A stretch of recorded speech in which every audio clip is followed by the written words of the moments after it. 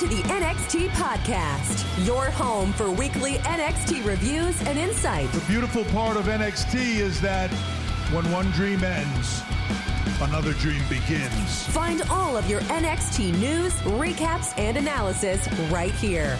So with that being said, we only have one question for you. Are you ready? We thought so. Let's get the show started right now.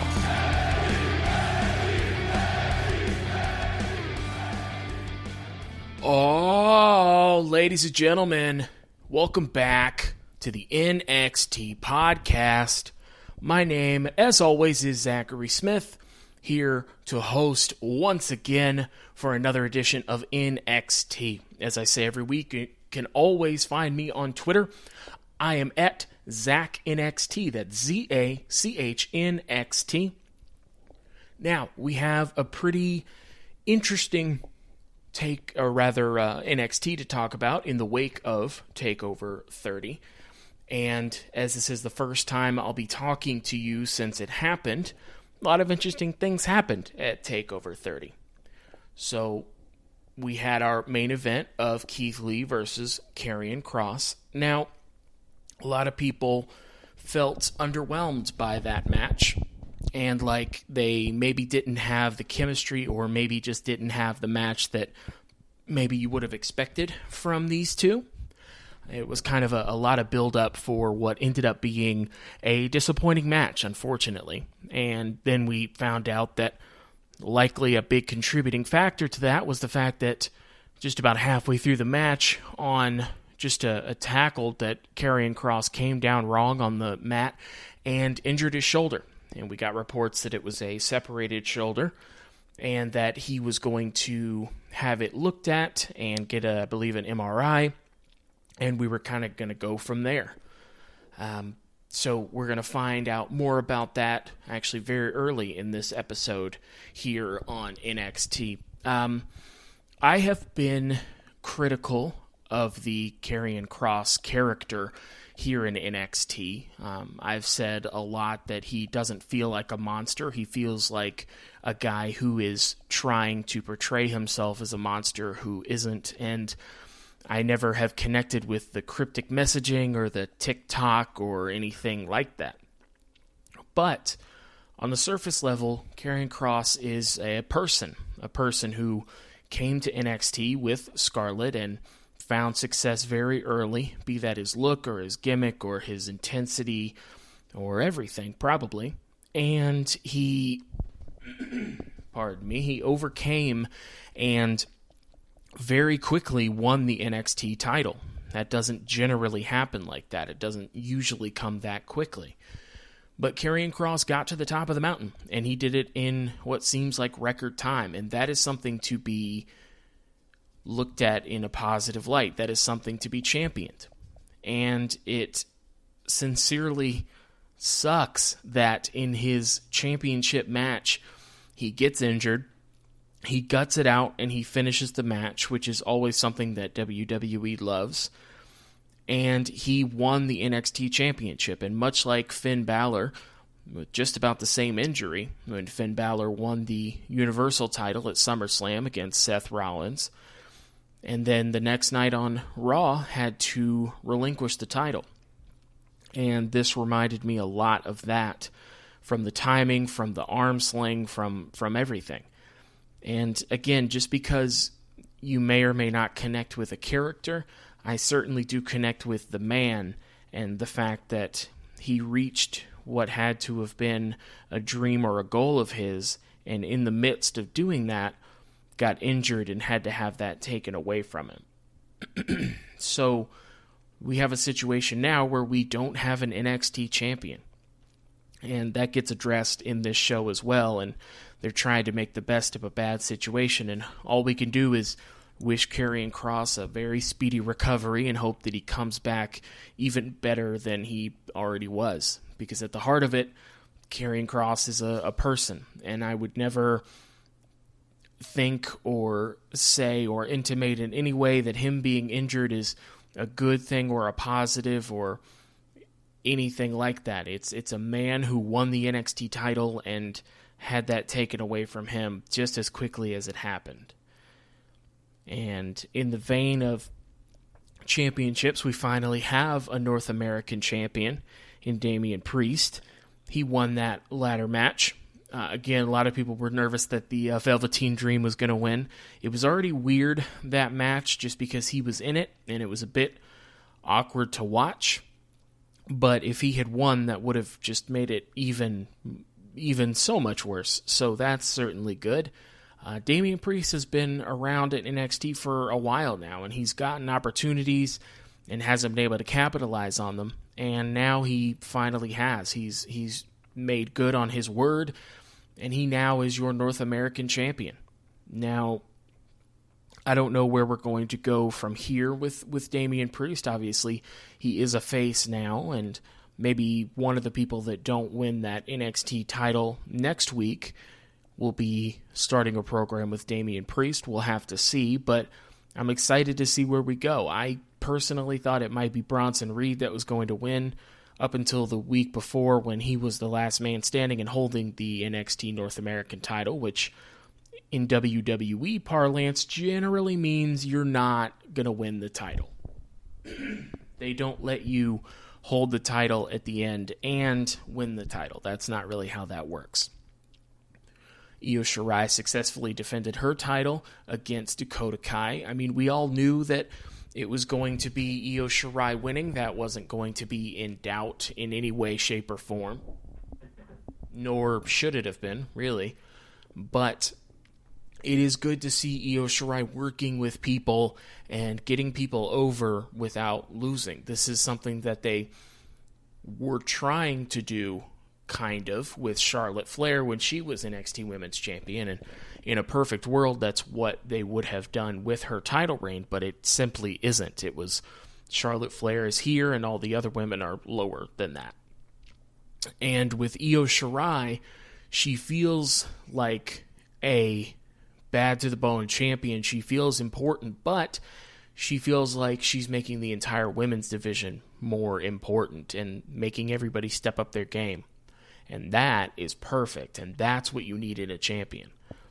Obviously, Io Shirai wins, and then Raquel Gonzalez attacks her outside the ring, and then Rhea Ripley comes out and makes the save, but at the end we get a shot of Io Shirai celebrating in the ring, but Rhea Ripley staring her down. So it seems like we may be headed for Rhea Ripley, Io Shirai. That's going to be interesting because it still feels like you could absolutely keep going with Io Shirai, and perhaps you should, but it also feels like Rhea Ripley should probably win the next time she challenges for the title. It would feel a bit odd if she lost again. She's the one that took the pin in that triple threat match because, heaven forbid, we have her pin Charlotte Flair. But it'll be interesting to see how we're going to set that up. Both of them are in action later tonight, so we'll get a chance to talk about that.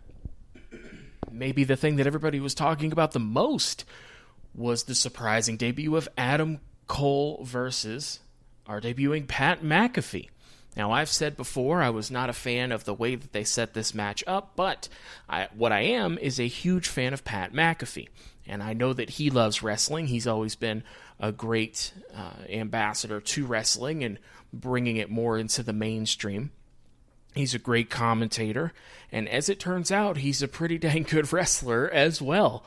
He's a great promo. You figured he would be, as good as he is at talking, at basically being a huge chunk of his job. But he really came across as a great heel, which is, I imagine, very difficult to do, especially in your, second match ever? He got in really good shape. He was certainly blown up in the match, but that's certainly to be expected in your second match. Everybody who wrestles says that the only way to prepare for a wrestling match is wrestling. No matter how much cardio you do, it doesn't matter. Ring shape is a completely separate thing. But Adam Cole put on a great match with Pat McAfee, and Pat McAfee had some great spots. He had a dive to the outside. He quite literally backflipped off the top rope, landed on his feet, and then ran to the corner and jumped up onto the top rope in one jump. I did not think... I knew Pat McAfee was athletic. I did not know he was that athletic. That's not even something I would try. I wonder how it even occurred to him to even try to do that. But holy hell, Pat McAfee was impressive, and he was talking on his podcast, and people were asking if he was going to continue wrestling, and he basically said that a lot of people texted him and said, hey, thank you for what you did there, and he said he doesn't know. He said this is always something that he was interested in. It was always his intention to get into the ring, and he has, 10 million things going on, but it's definitely something where he doesn't know. And I think by virtue of him not ruling it out immediately, I think that we will see Pat in the ring again. I don't know when that's going to be, but I definitely think it seems like wrestling is one of those things when if you really love it and then you get a chance to get in the ring, it's kind of a bug that bites you. It's the same thing that happened to Ronda Rousey. She was getting started and then didn't want to leave. She loved it. And so Pat McAfee had a fantastic debut, better than it had any right to be, and here we are. And hopefully we can see more of Pat in the future, because I think he's going to bring a lot to wrestling, even if he just kind of does the Brock Lesnar thing and only wrestles every so often. I'm absolutely good with that. I think he could add a lot, and I'm very, very excited to see what he does in wrestling kind of going forward. So we had a very good TakeOver 30, and we had a lot of storylines to clean up afterward, obviously, and we got kind of a head start on that. So let's get it started. NXT starts with a recap of TakeOver 30 from Saturday. Finn Balor's 12th TakeOver win, which is very impressive, and I knew that fact, but I had forgotten it until I heard it. And we cut from that recap to Scarlett coming out for Karrion Kross's entrance. Karrion Kross is wearing a suit, he has the title around his waist, and he's wearing an arm sling on his right arm. Looks like that injury is as bad as we thought, unfortunately. I always hate these segments, whether it's Finn on Raw with the Universal title, also with an arm sling, or this one. It just always sucks for everybody, especially the person that just won the title. You really feel for them. Karrion Kross, as I told you again and again, that I would become the NXT champion. I warned you that on the way there would be suffering. At TakeOver 30, I kept good on my word when I ripped the NXT title off of Keith Lee's carcass. But one should know that when you go to war, you should expect casualties on both sides. That's a bar. That's a bar is what that is. So my shoulder separated. I'm in searing pain, but I love it. It brings me life. He said, but I am a realist. I understand the reality of the situation. There's no way they'll let me defend the NXT title in this condition. So he takes the title from Scarlett. He says, for me, the obstacles are the path. And he puts the title down. There's a spotlight on it with the smoke that's still in the ring. Looks very cool. And Scarlett puts the hourglass behind the title. He says, let this be a warning. This changes absolutely nothing. Doomsday is still coming, and God help the obstacles that will be in my path. Tick tock. Scarlett turns over the hourglass, and they leave the ring, and they walk up the ramp. Scarlett touches Karrion Kross's logo on the Titantron, and it begins burning. So there's a flame on the Titantron now, and it's still in the shape of that logo. And we cut away from it with Karrion Kross after Scarlett leaves for just a couple seconds, standing in the entrance ramp, just looking at the title. And it's at that point where you could really see how much this sucks for him. He did a very good job, as Scarlett did, of just staying in their characters and handling it like their characters would have. And I give them both a lot of credit for that, because that has to be insanely difficult to do. But it was right there.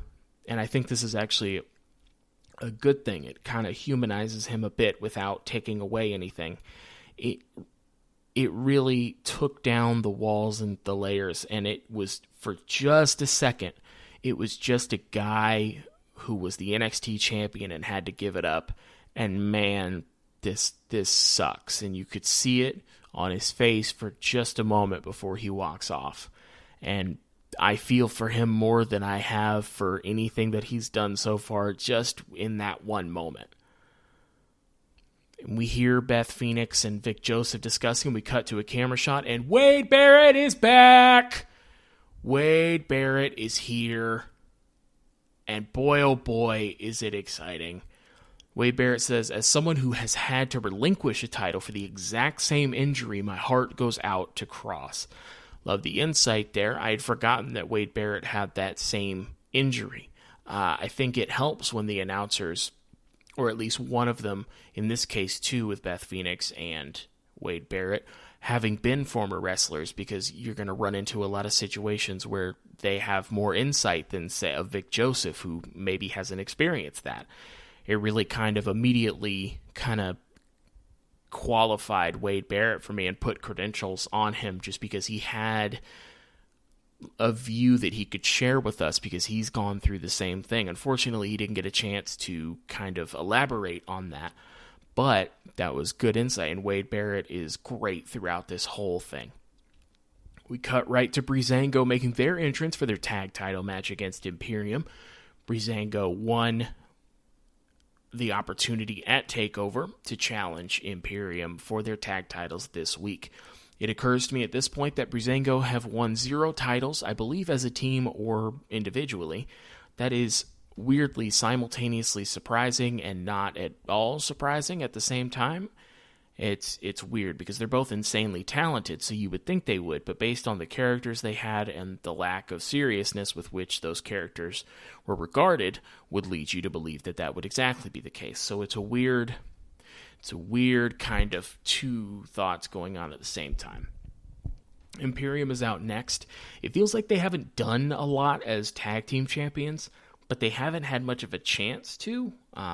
Their last title defense was interrupted by a former NXT champion jaw-jacking with a former NFL punter. And Breezango attacks Imperium once they get into the ring. It's kind of a different attitude for them. It's more serious. Now it's a title match and kind of the jokes are over.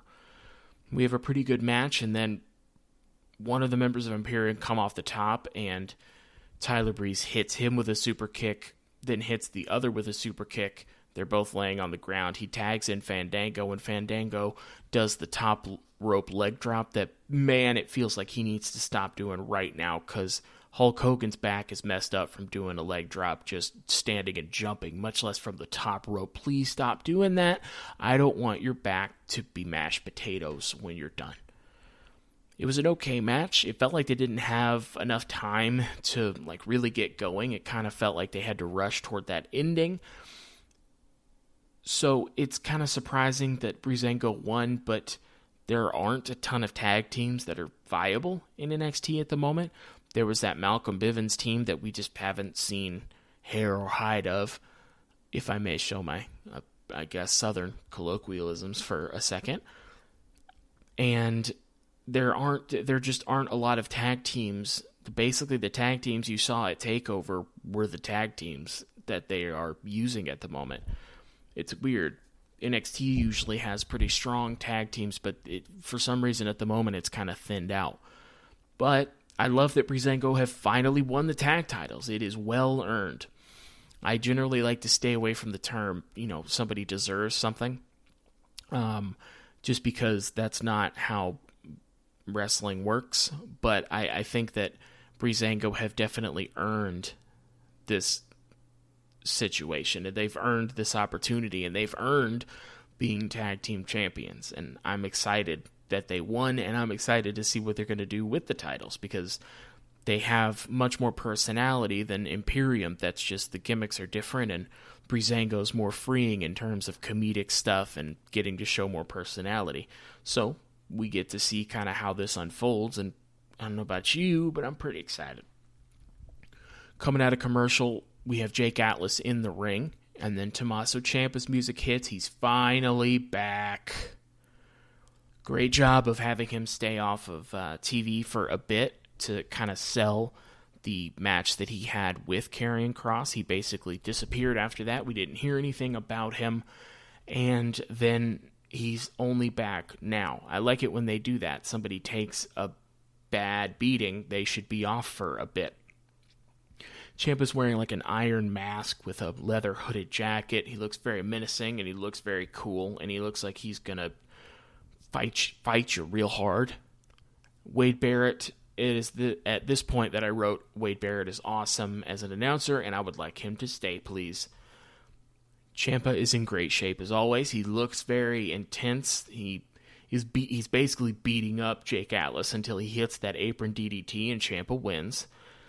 It kind of sucks for Jake Atlas. He quite literally got nothing in this match. I don't know if there's going to be something once Jake Atlas returns with this. I don't know, but just for the moment, that did nothing for Jake Atlas. Ciampa attacks Jake Atlas outside the ring. He throws him into the hockey boards and then into the steel steps. Ciampa kicks Jake in the head as he's trying to get up, and he kind of does that catapult move, but he has Jake Atlas under the ring, so he slams him into the steel on the bottom. As referees are trying to check on Jake, Ciampa sits on the apron, kind of surveying the scene. He doesn't pat himself on the back, he just is looking on. Boy, oh boy, it's been a heavy episode so far, huh? It's been bad, gang. Usually when someone is returning, they come back as a face because just seeing that person usually pops a crowd, and they're just very happy to see that person. It helps in this case that it's the Performance Center crowd, not a quote-unquote real crowd, that went with Ciampa being a heel because that's what they wanted. I feel like if this had been in front of real people, or rather real fans or non-Performance Center fans, I feel like they just would have been really happy to see Ciampa back. I think Ciampa would have gotten them with this attack and how long it goes, but I think it definitely helped that they were along for the ride immediately, because I think it's very difficult to return and stay a heel or stay a bad guy. I think the fans make that difficult, but he's able to do it. Ciampa rips Jake Atlas off the stretcher they put him on and DDTs him onto the floor, then sits back on the apron and appears to finally be done killing Jake Atlas. Feel bad for Jake Atlas. I don't know if Jake Atlas needed time off or something. Maybe that's it. Or they just didn't have anybody else. Or maybe there's something on the back end. But for the moment, man, Jake Atlas just got beat up for like 10 minutes. And that seems like it is a suck day at work. And hope he's good. That's all I really got. Raquel Gonzalez and Dakota Kai versus Rhea Ripley and Io Shirai is going to be tonight. They're both being interviewed, and Dakota Kai says it will be a piece of cake beating them because we are actually a team. They don't even get along. Dakota says, I still deserve to be NXT Women's Champion. She doesn't. And she looks forward to the match tonight. And oh my goodness, William Regal is here in person. He's not an iPad screen. He's in the ring with a podium that has the NXT title on it. I'm very excited to see him. I feel like Grandpapa came home for Christmas. He said last Saturday we witnessed an incredible main event. No, we didn't. Don't lie to me. He said the Kross injury was too severe, and so he had to vacate the title. He said, I feel it is my duty to wish Karrion Kross best wishes on his long recovery. I would agree with that. He said we have to move on, though, and we have to decide who the new champ will be. And holy crap, for short notice, they came up with a good one. He said next week, it's actually going to be on Tuesday. They're calling it Super Tuesday. So next week, we're going to have a Fatal 4-Way, but it's going to be a Fatal 4-Way 60-minute Iron Man match, which is the first time I have heard those words and numbers in that order to describe a match. It's going to be Finn Balor, Tommaso Ciampa, Johnny Gargano, and Adam Cole, all former NXT champions. Holy hell, this is going to be a good match, huh, guys? It's going to be a great match. I would like to see it now, please. I'd like to just see it now. If you could just email it to me, I will watch it now, please. Those are the 4 right people to put in that match. That's a super interesting stipulation. If that match has happened in the history of WWE before, I am just blanking on it because I do not think it has. And that's perfect because it's going to be chaotic but controlled at the same time, because there might not be as constant breakup of pins because it's not one fall to a finish. Just giving these 4 guys and their super work rate powers free reign for an hour is going to be fantastic. I don't even care if there's anything else on the show. Start with that, end with that. Do like a Lucha Underground where they just have one long match going through the whole show would be so great. Wade Barrett says that he's going to be back next week because he's not going to miss this. So I'm absolutely fine with that. And with our next segment, the Cruiserweight title finally makes it to the Hulu cut. If you don't know, I always watch the Hulu cut the next day. So this is generally coming out on Thursday, usually late morning, afternoon. I record it when I get off of my overnight job, and I am only able to get the Hulu cut, which is shorter, so they have to cut things. And on one hand, that's the version that I have to watch, but on the other hand, it is interesting to see what they cut out of the show, so what they think is important. It's a pretty good gauge of what everybody thinks is important and what they don't, and for better or worse, the Cruiserweight title has not been featured on the Hulu cut just about at all. And Isaiah Swerve Scott is out first to challenge Santos Escobar for his Cruiserweight title, so I guess we're just going to keep calling him Santos Escobar, and they just want me to forget that's his name, and frankly, they think I'm going to move on, and double frankly, I'm not gonna. Anytime I have to say your Cruiserweight champion Santos Escobar, I'm gonna talk about how boring that name is. I feel like it's the equivalent of a white dude just being named Chad Johnson, is what it feels like. It just kind of feels like you did create a wrestler and you were too lazy to think of a name, so you did like a random name generator, and I will not let this go. So Isaiah Swerve Scott's entrance is really cool, and Isaiah is a great wrestler. He's a really good talker, and he's actually a really good rapper as well. You should check out his stuff. Joaquin Wilde and Raul Mendoza are out here with Santos Escobar. He sends them to the back for the time being. He's a bad guy. They'll be back. I haven't watched this before, but I've been watching wrestling long enough to know. Okay, so this is weird, but stick with me through the whole thing. Promise? Promise. Okay. Swerve's tights don't go all the way down his leg. They don't cover his ankles and calves. Here's the problem. They're too short to be pants, but they're too long to be shorts. Are you with me still? Good. And he just has knee pads at the end. And I can't explain precisely why it bothers me so much that they're not pants, but they're not shorts. What I can tell you is it just bothers me so much. I either need them to be tights or long tights, or I need them to be short tights or just shorts. But those are like 3/4 pants, and I don't like what it's doing to my eyes and my brain. I don't know why, but stop it. You stop it right now, please. As I said, Swerve is a really good wrestler and a really good talker, and this is weird, but I don't want him to win the Cruiserweight title, because if you win the Cruiserweight title, you are kind of stuck in this middling position.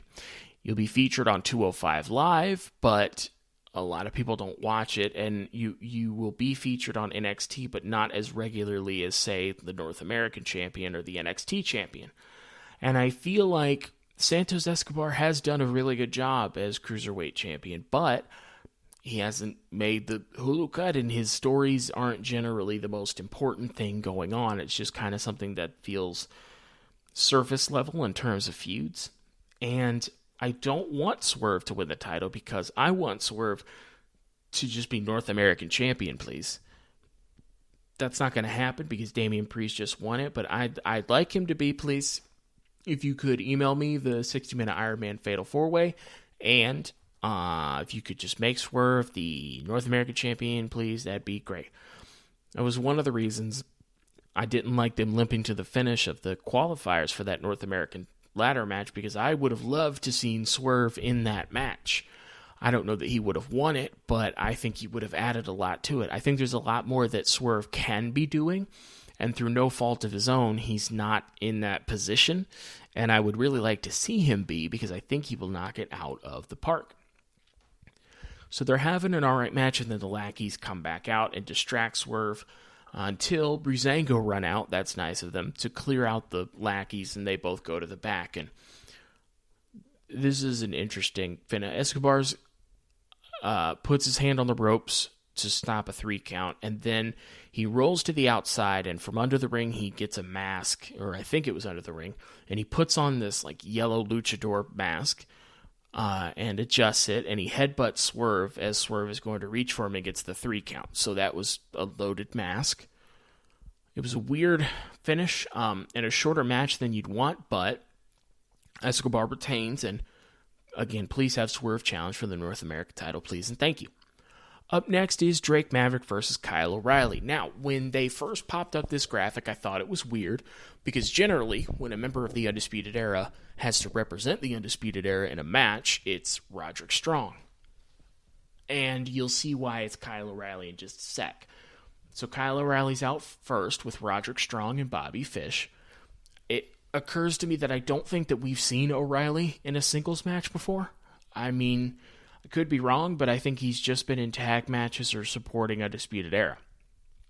We get a recap of 2 weeks ago when the Undisputed Era jumped Drake Maverick and Killian Dane mid-match, which sets up Drake Maverick's challenge to any member of the Undisputed Era, and thus this match. So we're mid-match, and Undisputed Era jumps Drake Maverick. So Kyle O'Reilly actually seems like he doesn't like that. He's basically like, what are you guys doing? Why did you do that? And before that can go any further, Killian Dane runs in, and he's attacking Bobby Fish and Roderick Strong. It's at that point I noticed that Kyle O'Reilly is standing outside the ring, and he looks like he doesn't like that it's happening, but he doesn't look concerned for his Undisputed Era members. He stays out of the ring the whole time. He half-heartedly goes in to get in the ring, but Killian Dane has a chair, and he jumps right back down off the apron. Drake Maverick thanks Killian Dane, but Killian Dane knocks him down and leaves because he's a rude dude. And this is interesting because, again, I didn't understand why we were putting Kyle O'Reilly in this situation, except that apparently, eventually, we're going to be breaking up Kyle O'Reilly off from the Undisputed Era. I did not think that we were going to be doing that.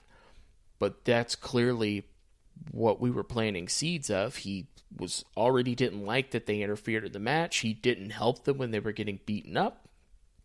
This is how you plant seeds of distrust and eventually break up a team. So I don't know how we're going to end up doing it. But if we get Adam Cole, Kyle O'Reilly again, except in NXT this time, I am all for it. So it's time for our main event. Our NXT Women's Champion, Io Shirai, is out first. She looks like she's having a great time. Rhea Ripley's out next. She looks like she's also having a good time, but she's mad at you, but you don't know why, and also drives a motorcycle, and it has a lot of spikes on it. Mercedes Martinez and Dakota Kai come in. They look like, I don't know, they look like the Computer Club kids who like came to a Halloween party with really nice costumes, and they're really happy about it. So we're having an alright match, and then Rhea Ripley's on the outside, but Mercedes Martinez from the Robert Stone brand pulls Rhea Ripley off the apron so Io can't tag her in, so we're continuing that story with Mercedes Martinez. Rhea Ripley finally comes in, but she's groggy. She gets a big boot from Raquel Gonzalez, and then the over one shoulder power bomb, and Raquel Gonzalez and Dakota Kai win. I mean, that's to be expected. Io Shirai and Rhea Ripley couldn't really work super effectively together. Rhea Ripley told Io to get out at first when the match first started. Io tagged herself in when Rhea didn't want her to. There was some miscommunication, which is fine. That works for me. I'm confused as to whether this means that we're going to insert Raquel and or Dakota Kai and or Mercedes Martinez, or if we're going to kind of get past that to get to the match between Rhea and Io. This is kind of convoluted for me. I don't know what we're doing right this second. And that's fine. Like, I don't need to know everything right now, but it does seem like there's a lot of women in the mix, which is good, but it's kind of unclear at the moment. So, I mean, I'll be interested. Sorry, I keep having to clear my throat coming down with something. I guess we'll just have to wait and see whether, like, Rhea has to go through Mercedes and then Raquel Gonzalez, and then if Io Shirai has to go through Dakota Kai again, or if we're just going to ignore that and just move past it because Io's already beaten Dakota. I don't know. You don't know. We don't know. And you know what? That's fine. And you know what else was fine was this episode of NXT. Obviously, what they were going to do with this show had to have changed a bit because Karrion Kross got injured, again, hoping for a speedy recovery for him. And we got what's going to be a great match next week on Super Tuesday, where we'll have a fatal 4-way 60-minute Iron Man match. I keep having to look at my notes to make sure I'm saying that correctly, because that feels so foreign to me because I've never said those words in that order. But next week should be a great show, and unfortunately this show had to kind of act as more of a setup show than I think that they were intending. But we got Ciampa back. We got Swerve. We got a pretty good tag match as our main event. It was one of those things where it's more of a story than a match, which usually for NXT, I like it just the matches, and the match tells a story, but that's okay. You can tell stories like this.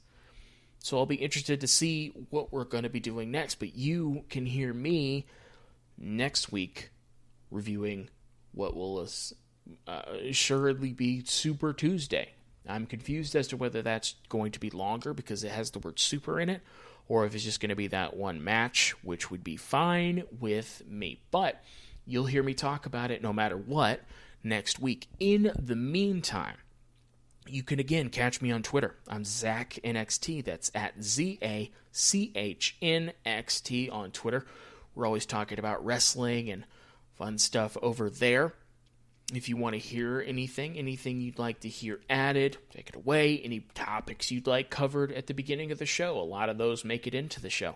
Again, ZACHNXT on Twitter. Otherwise, in the meantime, I have been Zachary Smith. Until next week, you have been fantastic, and thank you for listening.